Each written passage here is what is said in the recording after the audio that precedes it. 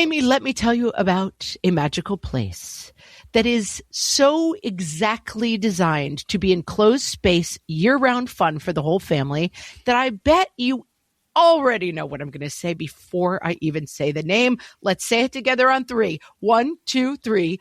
Great Wolf Lodge. You got it, Amy. My kids loved Great Wolf Lodge when we went. You probably already know that it has a huge indoor water park with a wave pool, lazy river, a bunch of massive water slides. But then your pack can hit the other attractions because wait, there's more. Great Wolf Lodge has adventure-packed attractions like Magi Quest, a live-action game kids can play throughout the lodge, plus the Northern Lights Arcade. Spent some quality time there, so your kid who loves the lazy river and your kid who loves fantasy games will both have a great time. Great Wolf Lodge also offers great dining options and complimentary daily events like nightly dance parties, all under one roof. Unpack the car once and you're settled in to have fun. And with 22 lodges across the country, you're always a short drive away from adventure. We've both had such great times at Great Wolf Lodge, so bring your pack together at a lodge near you. Learn more at greatwolf.com and strengthen the pack. Hello and welcome to Fresh Take from What Fresh Hell, Laughing in the Face of Motherhood. This is Margaret, and today I am talking to Dr. Lynn Koegel. She is the co-author of Hidden Brilliance, Unlocking the Intelligence of Autism. Lynn is a clinical professor at the Stanford School of Medicine. She and her husband developed pivotal response treatment, which focuses on motivation.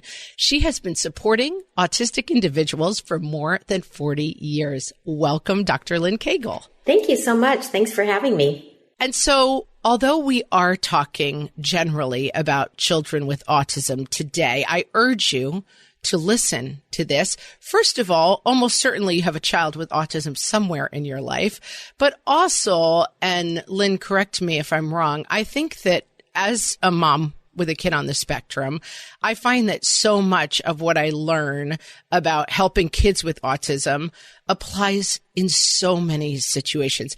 There are so many kids who don't have autism who still struggle with transitions, who still may have particular sensitivities. And so I think for our audience, even if you don't have a child with autism living in your home, there will be good takeaways for you from this episode.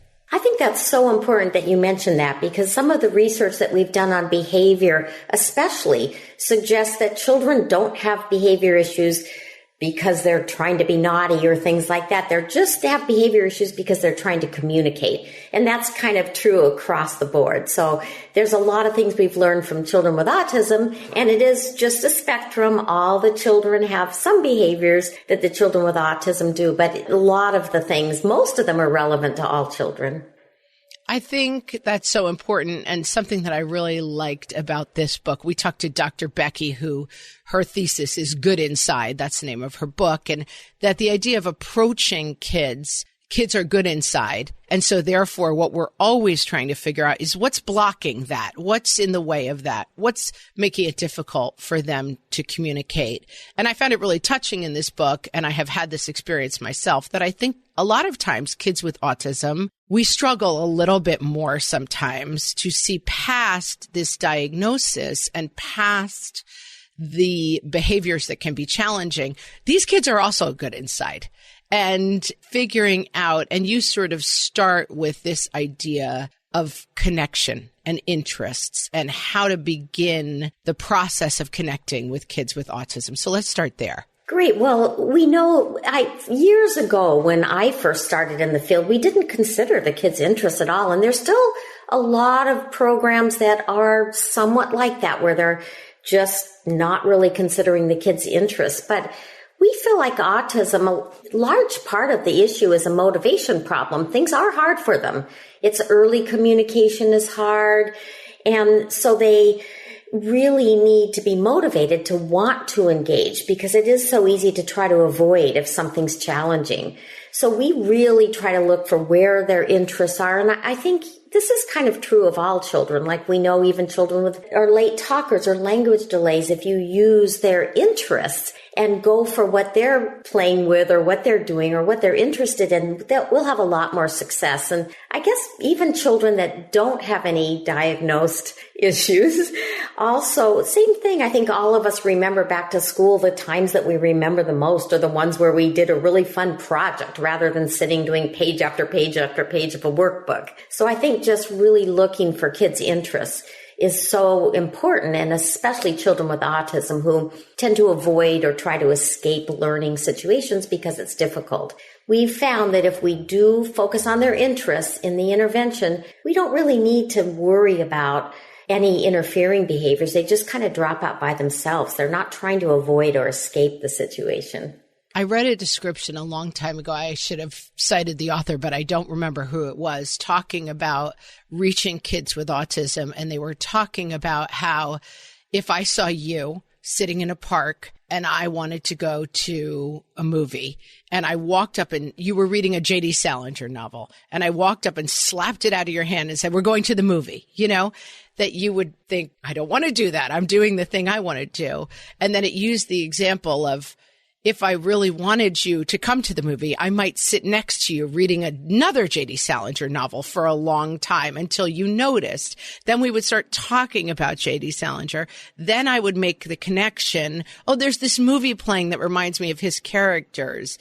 And that the idea of connecting interest to activity, I think, can seem very intellectual, but that example really spoke to me of, okay, I want you to get from here to there, but it's going to take more steps than just, hey, let's go to a movie, because my go with the flow kid might be like, yes, I would love to, but my kid on the spectrum and my kid who is neurotypical both need a little more convincing than that.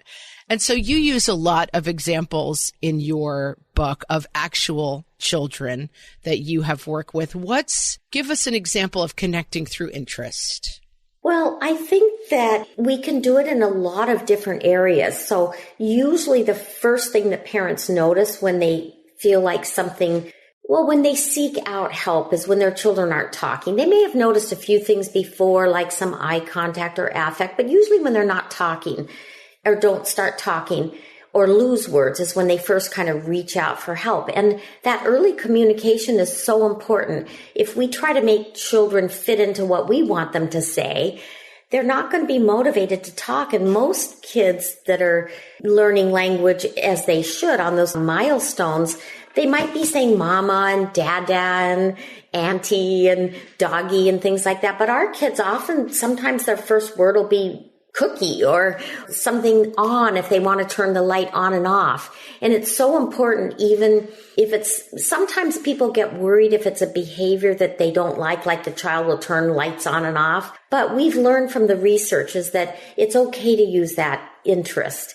even if it doesn't seem like it's what other children without autism might be interested in. It's okay to learn that. You can have them say on and then turn on the switch. So you're really just getting into their own interest, getting those learning opportunities. And later on, when the kids get into school, the same thing pertains. For example, if the kids have to write a story, sometimes a teacher will say, I want you to write a story about your summer vacation. But our children might want to write a story about Pokemon. And as long as they're learning to write, it's more important that they have their interests involved. They'll have less avoidance behavior. They'll come to the table quicker. They'll do more work. So it's really important, even like math, if they're not interested in learning, to add numbers on a worksheet, but they are interested in learning how much things cost and adding numbers that way, you can kind of incorporate that. So just really figuring out what their interests are and incorporating those into as many learning situations throughout the day as possible.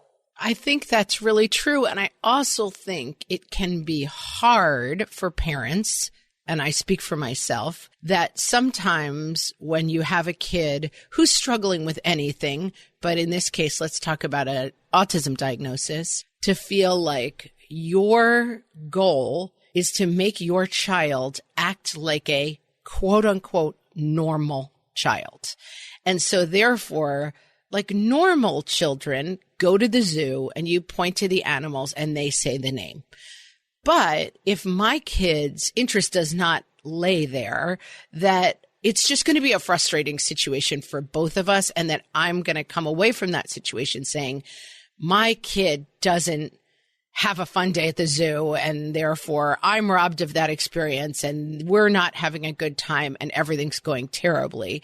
That to be able to lean in, it's finding where that experience lives for your kid versus for yourself, I think, which can be hard. That it may not seem interesting enough to turn the fan on and off and talk about that for a long time, because the regular kids are at the zoo. And I think that it's, Amy often says, the pain is in the gap. And I think for me, sometimes the pain was in the gap, that like the zoo is good and the fan is not good. And that letting those things be morally neutral was challenging for me. Do you find that for a lot of parents? Yes. And I think there's so many things involved in what you just said. One thing is that I don't think as a culture we've embraced these children well enough to make the parents feel comfortable and really come as a society to help and chip in. And the parents, a lot of the families, and we talk about this in our book, a lot of the families feel more and more isolated because they feel like they can't go to the zoo, or maybe they might have a behavior problem if they go to the park, or maybe if there's an ambulance that goes by, they might have a meltdown. So they just avoid, and their lives become even more isolated. And that's exactly what we don't want. We really want the kids to be out there. And just giving you an example of the kids need socialization. They have difficulty with socialization. So we need to, work on that and learn ways to help them be more social, because as we know, verbal adults with autism say they want to have friends.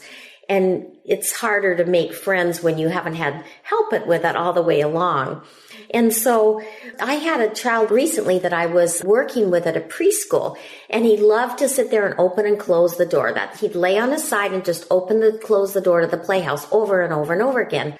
But the other kids kind of are interested in doors if you call them over. So we said, hey, come over here. Look, this little guy's opening and closing the door. Let's talk about it. And they were taking turns opening and closing the door. We talked about hinges. We talked about doorknobs. We talked about all kinds of things.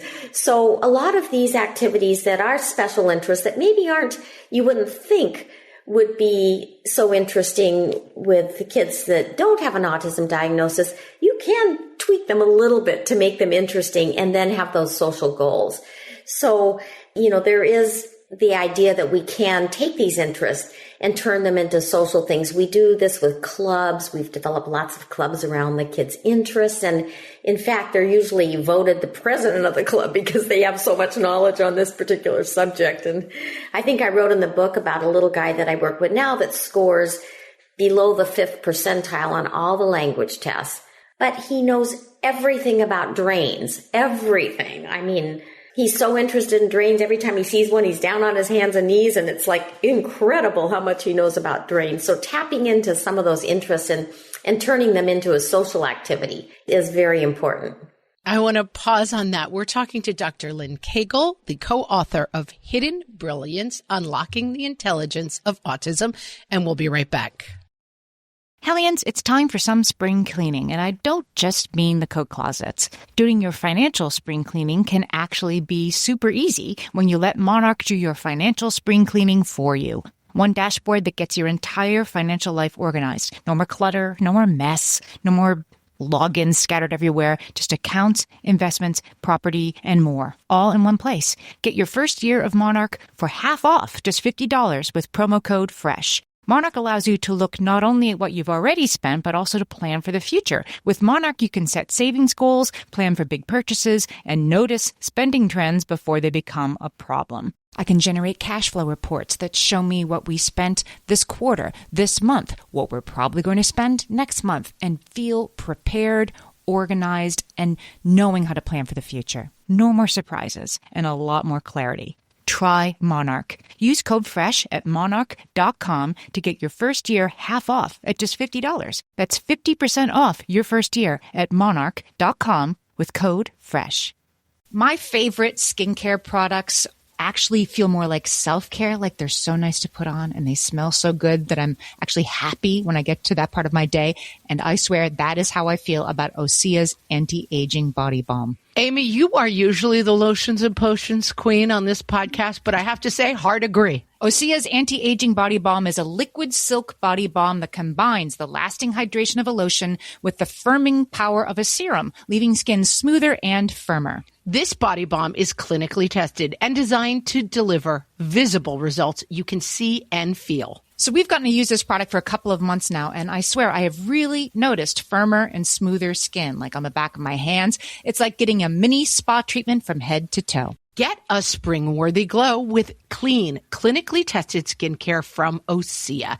And right now, we have a special discount just for our listeners. Get 10% off your first order site-wide with code FRESH at OseaMalibu.com. That's 10% off your first order with code FRESH at OSEAMalibu.com. Amy, when I'm having a good hair day, it usually makes my whole day better. And that's why on every day, I'm taking Nutrafol. Nutrafol is the #1 dermatologist-recommended hair growth supplement brand. And it's the #1 hair growth supplement brand personally used by dermatologists. Nutrafol's hair growth supplements are peer-reviewed, NSF certified for sport, and clinically tested. Nutrafol offers multiple formulas for men and women tailored to different life stages and lifestyle factors, so you get support that's actually right for you. Adding Nutrafol to your daily routine is easy. Order online, no prescription needed, with automated deliveries and free shipping to keep you on track. Let your hair be one less thing to worry about. See visibly thicker, stronger, faster-growing hair in 3 to 6 months with Nutrafol. For a limited time, Nutrafol is offering our listeners $10 off your first month subscription and free shipping when you visit Nutrafol.com and enter promo code LAUGHING. That's Nutrafol.com, spelled Nutrafol.com, promo code LAUGHING. There are so many examples in this book that I think are really helpful. I think sometimes, the language around autism has changed to some degree, and you'll hear autism is a superpower and it actually makes you special, all things that I happen to believe. But I think when we get too facile with them, we're skipping the important work that you're talking about of actually facilitating these connections. And my sister-in-law, who's an educator, was telling me when one of my guys was struggling in elementary school, the day is set up in elementary school in a way that is almost maximally difficult sometimes for kids with autism. Because she said, as an adult, nobody says to you, okay, Margaret, it's art time, 40 minutes of art. Okay, stop art now. You're done. Like, oh, you were into your painting? Yeah. Too bad. Put it away. It's time for archery. Like, archery? What? Okay, I guess I'm shooting arrows now. I don't know what I'm doing. Okay, now it's time for English. Now social studies. And that some of those things I'm not interested in it at all. Some of those things I'm interested in and don't want to stop just because there's an arbitrary time limit. Some of those things other kids are really good at and I'm terrible at it, and that makes me feel bad. Yeah. And then some of those things I'm super interested in, and then a bell rings and no more of that for me. And that's nothing like how adults live their lives. I get up in the morning and I do the one thing I'm pretty good at, which is make a podcast and run a company about podcasting all day. And then I make dinner, which I'm medium good at, and then I relax. And so I think that this book taps into, just first of all, recognizing the water that the kids live in, recognizing the environment and where the environment is difficult, but then also connecting them to learning in a way that I don't see happening as much as I wish.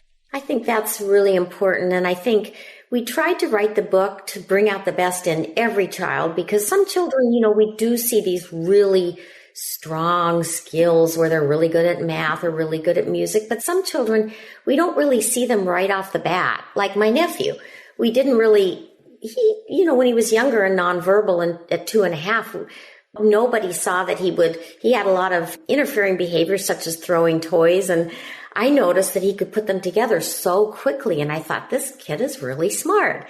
And I've had two kids in the last couple of years that I've worked with that people said they're never going to start using verbal communication. And after 2 years, they started using words. And that was 2 years of really working on those words. So kids, but we kind of had a feeling because we could see that they could tune into certain pictures and visual things. So we had a feeling that they had some capabilities. And while some kids will start saying first words in the first session, other kids take a lot longer. So regardless of the behavior, I think it's important to just really try to look at what these areas of strength are. And we're just so used to, especially my profession and other professions that work with special needs children or children with differences, I should say, we're kind of trained to look for what's wrong. We're not trained to write and look for what's right. And that gives us a really good starting point to really look at all these things that are going well. And then we have a place to start and say, what can we do based on these things that the children are doing well? And will you tell that story from the book? Because it really spoke to me about your nephew being assessed and breaking the toy and like what you saw in that experience, which was different than what the assessors saw. Yes. So in our very first session, when he was getting diagnosed by the state, this was back when California state paid for services. Now they go through the insurance, but they had some assessors from the state come out to his house, and we had this ramp that he loved to put the balls down. It was taller than him, and he'd reach up, put the balls down, and watch them roll down. And the assessors were saying, does he say any words? And he had said an echolalic word here and there. So I thought, well, you never know. So I held up the ball and said, ball, to see if maybe we could get him to say that before I gave it to him. And he got really frustrated. And he took the toy, picked it up, and threw it down as hard as he could. And it must have gone into at least 20 or 30 pieces. They were all over the floor. And when it's somebody that's that close to your heart, you really pick up on the emotions of the assessor. And I saw their eyes get big, and step back and like, oh, kind of moan. You could just feel that they didn't really want to be in this room with this. Not the right choice. Yeah. So, but then he looked horrified that the ramp had broken into so many pieces, and he put it together so quickly. I could not believe it. Your nephew did, this little boy. Yeah. My nephew did. He put it together, and I would have had to get out the manual or Google the manual because I had no clue of how to put together. But the report came back and didn't even mention that. All it mentioned was his, disruptive behaviors and other few disruptive behaviors that he had that, to me was this idea that he could put together this puzzle or this, maze was so incredible that should have been like the first paragraph. But he did do well. I mean, looking at those strengths, it was a lot of effort. And as you mentioned earlier, it's not like you can take him to the zoo and they're going to learn because you just talk about things. We do have to set up these opportunities. We try to have the opportunities in everyday routines, so the parents don't feel stressed about, oh no, I got to sit down and work with my child. We try to have parents learn how to do opportunities throughout their everyday routines. But getting back to our original point, we did a lot of work with him. He's in college now. He did really well. His teachers loved him. He's the nicest person you could meet. I mean, probably I would say that most of the people with autism that I know are the nicest people you could meet. Yeah. What I like about that story, and I think I keep coming back to it because for me, this was the aha of the book, is that I feel like with neurotypical children, the kind of, okay, we've solved a lot of stuff and now we're on to communicating through difficult behaviors, be it with our teenagers, our 2-year-olds, but that somehow some special needs, especially autism, has been left behind in that. Like, well, we've got to stop that rocking that they're doing and get them to focus on the blackboard. And it seems to me that this book, it really is about, I've had this experience with my own child who in first grade, I was told by a teacher, like, well, he doesn't even know his sight words, because that's what we care about, the sight words. And I said, do me a favor. Tomorrow, if you have a quiet moment or have one of the aides, go sit within the back, hand him a book he's never seen before. He'll read it to you. He doesn't care about sight words because he that's not how he learns. You know, he knows how to read, but he doesn't either. I don't know if it's a lack of capability. I don't know if it's a lack of interest, but yes, he does not want to stand while you recite words. On the flip side, I understand that they're trying to manage 25 kids in a classroom, and that a kid who, you know, needs to be reached in a very special way makes that difficult. So I wonder what you think about in terms of the dynamic within a classroom. Inclusion, is it, you know, we've been pushing for inclusion, which I think is very important to have kids mainstreamed and with their peers. At the same time, is it costing some opportunities for kids who could use more specialized, perhaps, instruction? Well, I think as an educator, I can take some of the blame on this, as I'm not sure that we always teach our teachers properly. I like the idea of inclusion. I like everybody being together. All children have challenges in some area. There's no such thing as a perfect kid or a normal kid or a typical kid. Any parent that tells you their kid is perfect. I think we've got that. Yeah, no, I think everyone's nodding. We got it. Yes. We all, as parents, we all go through ups and downs with our children, and they have weaknesses and strengths. And I think that the children with autism, I think as educators, we haven't gotten to the point where we're really training our teachers well enough in individualization. Every single 25 or 30 kids in that classroom is going to be at a different level. And I think if the teachers learn to individualize it, it helps all the children in the class.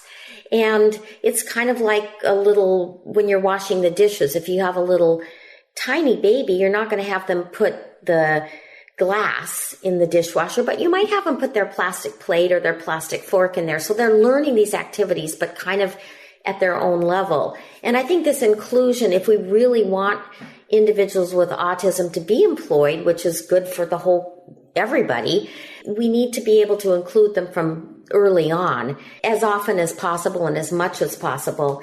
And I think something that we talk about in the book that's really underused is the peers. There's a lot of good articles, research, tons of it on peer mediation and peer-assisted techniques. And I found that from preschool all the way up through college, there is such a nice group of peers that really want to help. So when little kids, you know, if I'm working on verbal communication in preschool, they'll come up and say, "What are you doing?" I'll say, we're helping him learn how to say words. And they'll get right in there and they'll help. And some of them are actually very good. And then all the way through the lifespan, even in college, we had a program where we helped college students that felt like they'd like some help with socializing. We paired them up with peer mentors just to have that support when they went to clubs around their interest or when they went on outings. And there were a lot of great friendships created that way. And it's really good. The research on the peers show that it's really helpful to peers. It gives them more empathy. It gives them that feeling of accomplishment when they can help. And they also get a lot of extra support and attention from helping their peers that have needs in certain areas and helping support them. So I think with the large numbers of kids being diagnosed with autism these days, I think we're really going to have to reach out and get more peer support going. And it's really important. I mean, adults talk to children differently than children talk to children. We're a little bit more accommodating, and sometimes kids find it easier to talk to adults than they do to other children. But if the peers get the right support and learn how to really support their friends with autism, it can make a really big difference. There's a great example in the book. I want to take a break and we'll be back. We're talking to Dr. Lynn Koegel, the co-author of Hidden Brilliance, Unlocking the Intelligence of Autism. You know that thing where you get an amazing pair of shoes at a really great price and want to tell everyone about it? Yeah, so do we. Here at Designer Shoe Warehouse, we'll give you something to brag about, like the latest styles from brands you love, or the trends everyone's obsessing over, or shoes that make you feel like, well, you. So go ahead, show off a little. Find shoes that get you at prices that get your budget. Head to your DSW store or DSW.com today. DSW, let us surprise you. All my kids learned to swim when they were little. It was super important to me that they be confident and safe in the water. There was only one problem with that. taking them to swim lessons. I mean, the pools were freezing. There were always cranky adults doing laps right there. And it was definitely not, for any of us, what you would call fun. Amy, heard. But now there's Goldfish Swim School. Goldfish takes a really thoughtful approach to swim lessons, combining research-based teaching with a warm, kid-friendly environment that actually helps kids thrive in the water. Every detail at Goldfish is thoughtfully designed to create a golden experience, from shiver-free, warm indoor pools to comfy waiting areas for parents to professionally trained lifeguards on deck. Goldfish uses an approach called the science of swim play, which combines guided play with proven teaching techniques to help kids learn to swim, build water safety skills, and gain confidence, all at their own pace.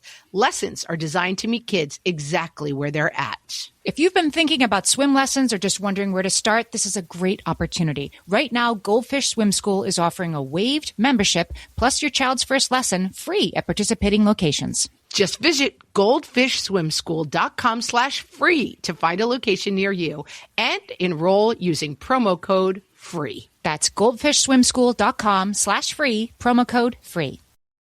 There's an example in the book. This is something else that I think is very important when we talk about peer support, peer education, whatever it happens to be, that the default can sometimes be, this kid is doing, a good service by being kind and nice to this kid with autism as a favor. And one of the things that you talk about in this Unlocking Brilliance is you use the example of the kid playing with the doors. Hey, let's all learn about hinges. This kid knows everything about drains.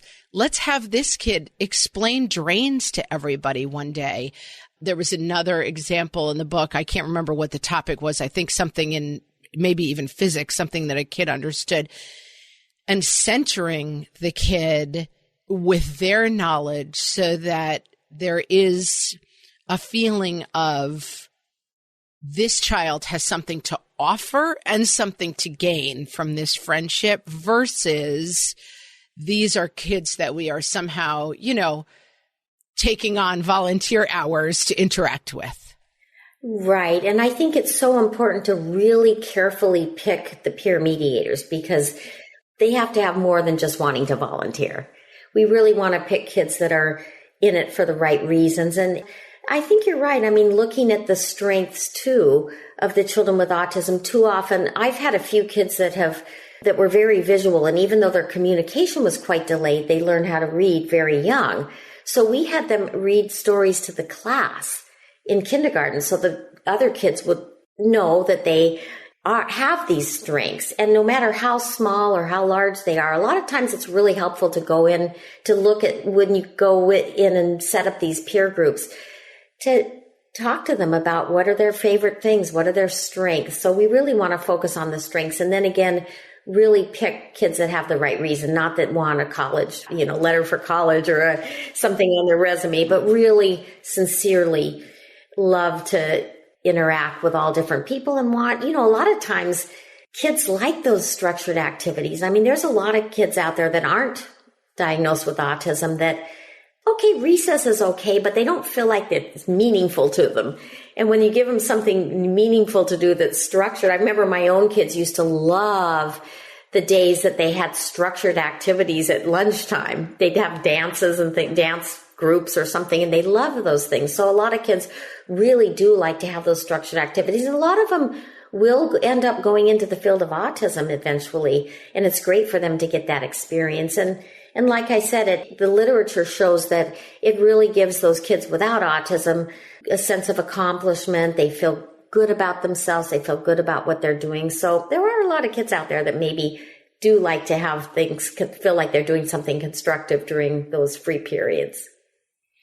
And we talked a little bit about this, but I want to make sure to really highlight, because it's so much of what really spoke to me in the book, using motivation, tapping into motivation as opposed to just being overwhelmed by behaviors. Can you talk a little bit about your process? And then also, because I think the behaviors can't be taken out of the situation. If you have a kid who's, raging a lot, it can be hard to do anything else. So we can't be facile and say, well, just focus on their strengths. Don't worry about the behaviors. If the behaviors are so disruptive that they're disrupting your life. But there is a connection between connecting with the motivation and changing the behaviors, correct?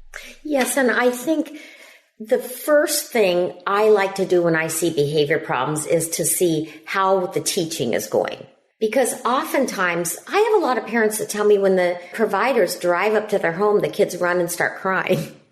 And they shouldn't be crying. They should be excited because we're using their favorite toys and their favorite activities. And so I think the first thing I like to look at is the teaching fun for the child. We've done several studies and showing that if children have activities that they like and it's preferred, that the disruptive or interfering behaviors will kind of drop out on their own. So really that's number one. But I also really advocate for a multi-component program. We know that these interfering behaviors, or whatever you want to call them, challenging or disruptive behavior, can really block a lot of opportunities for the children. So I'd like to also do a multi-component program if we see that happening. First thing I look for motivation. Are the kids having fun? Are they enjoying the curriculum or enjoying the activities? And tweaking that so they still have the same learning goals, but it's just being taught in a fun way. And then second, also to figure out what they're trying to communicate. So if they're trying to communicate that something's too hard, to teach them to say, or even if they don't have the verbal skills, to teach them a signal or a sign to indicate that it's too hard. Or maybe they are bored. We have a lot of kids that get bored, and maybe, to indicate that, we need to change the teaching a little bit to be able to be a little faster pace. And then there's other procedures that we can use. There's lots of procedures for behavior. I like to nip that in the bud. If those behavior problems are occurring, they can really have some long-term negative consequences. And the same thing for any child. We know that that's the same thing for any child. All of us who have kids know that we have our tantrums, And so they're really just getting the children to use their words, learn to replace those problematic behaviors with something that will communicate the same thing and are efficient and effective, not so difficult that the kids won't want to do them and will engage in that aggressive or disruptive behavior that works. It usually works. Too often, if something gets hard in school, the kids engage in disruptive behavior and they take them out of the classroom. So the kids just learn, yay, I just got out of class. Now I know how to not have to do it. So really a multi-component program. But first thing is making sure the kids are enjoying it, because that way you don't have to do a special program. It'll kind of drop out on its own. And then one more thing I'm going to add, because you talked a little bit about this earlier and I meant to say something, but I didn't, is some things aren't that big of a deal. Like we've learned that to have a diagnosis, you also have to have repetitive behaviors, restricted and repetitive behaviors. And sometimes there may be something like you or I might tap our foot or play with our hair. Sometimes they have little behaviors that don't interfere with learning and they're really not that big of a deal. It's not worth a big, huge program if they're not really interfering that much. That might be something where you teach the community that that's okay. It's a way they calm themselves or whatever, that it's not really that big of a deal, and then really focus on the more important things. Yeah, I really was struck in this book because it took me, I started this journey 15 years ago and things have changed so much. And one of the things really I feel like thematically this book is about something that it took me a little too long to get to. It's okay that some of these behaviors exist, that you want to get at motivation and connection and not worry so much about, right, stop tapping your finger. I mean, I hum, I sit here while we record and I pull the cap off and on my pen. It just helps me concentrate. It's a self-stimulating behavior, as is a kid stimming with autism. And so I think that it just takes a very calm and, for lack of a better word, loving approach to finding what's best in all of our kids. And I really appreciate this book, even if you don't have a kid with autism, but especially if you do. Dr. Lynn Koegel's book, she's the co-author of the book, Hidden Brilliance, Unlocking the Intelligence of Autism. Lynn, tell us where we can find more about your work, find the book, and where people who are struggling with maybe a kid with autism can find some support from you. The book is online. It's on Amazon. And we also have a website, hidden-brilliance.org. And it's really our hope in this book that people really change the way they think about children with autism. It is a momentum, but we really hope that this helps that momentum where people really look for the strengths and look for teaching situations where the children will have fun and enjoy learning, so they want to learn more instead of wanting to avoid the situation, and really just look at those little areas of strength and focus on the great things that the kids have rather than what they need. Focus on what they have and what we can work with. We will be linking to everywhere you can find Dr. Koegel and her book. And I will be buying some copies personally and handing them out to some schools and friends. Dr. Lynn, thank you so much for joining us today. This was a great conversation. Thank you so much. It was my pleasure. I enjoyed it too.